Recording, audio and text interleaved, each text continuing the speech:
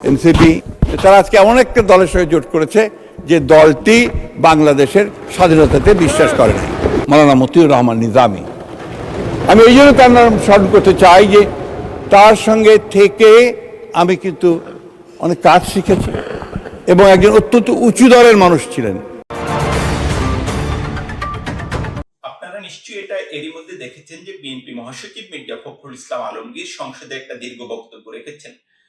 সেখানে তিনি নানা ইস্যুতে কথাবার্তা বলেছেন এবং বক্তব্যের এক পর্যায়ে এনসিপি কে নিয়েও তিনি কিছু কথাবার্তা বলেছেন। এটা আমরা সবাই জানি যে জুলাই অভ্যুত্থানে নেতৃত্ব দেওয়া তরুণদের নেতৃত্বে এনসিপি গঠিত এবং গত নির্বাচনে তারা জামাতের সঙ্গে জোটবদ্ধভাবে অংশ নেয় এবং এখন পর্যন্ত আসলে সেই জোট অটুট রয়েছে। যদিও এনসিপি কিংবা জামাত দুই পক্ষ থেকেই কয়েকবার বলা হয়েছে যে এটা একটা আদর্শিক জোট নয়, এটা একটা নির্বাচনী জোট।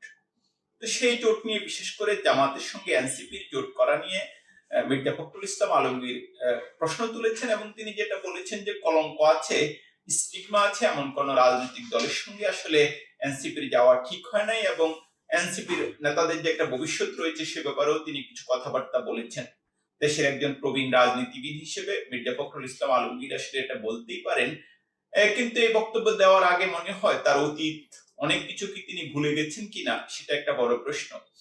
আমরা যদি দেখি যে বাংলাদেশের ইতিহাসে বিএনপি এবং জামাতের যে সম্পর্ক কিংবা রাজনৈতিক জোট সেটা সবচেয়ে দীর্ঘ। 1991 সালেও আমরা যেটা দেখেছি যে বিএনপি এবং জামাত আসলে অলিখিতভাবে এক ধরনের সমঝোতায় নির্বাচনে অংশ নেয় এবং নির্বাচনের পর জামাতের সমর্থনে বিএনপি সরকার গঠন করে।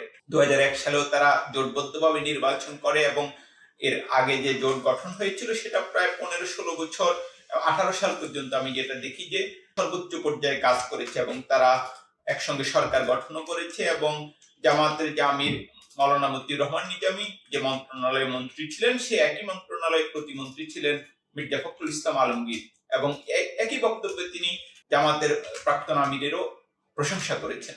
কন্ট্রাডিক্ট করে মির্জা ফখরুল ইসলাম আলমগীরের এই বক্তব্য। আপনি যে এনসিপি কে নসিহত করলেন জামাতের সঙ্গে বিএনপির যে জোট ছিল সে ব্যাপারে আপনাদের অবস্থান কি, সেটার জন্য কি আপনারা কোনো দুঃখ প্রকাশ করবেন কিনা সেটাও কিন্তু একটা প্রশ্ন।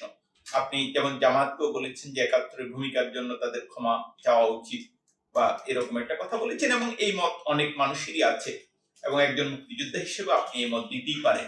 কিন্তু মুক্তিযুদ্ধ তো 91 সালের পরে হয় নাই, মুক্তিযুদ্ধ তো হয়েছে 71 সালে। তাহলে 91 সাল থেকে জামাতের সঙ্গে আপনাদের যে সম্পর্ক সে ব্যাপারে নিশ্চয়ই আপনাদের কোনো একটা ব্যাখ্যা দেওয়া উচিত।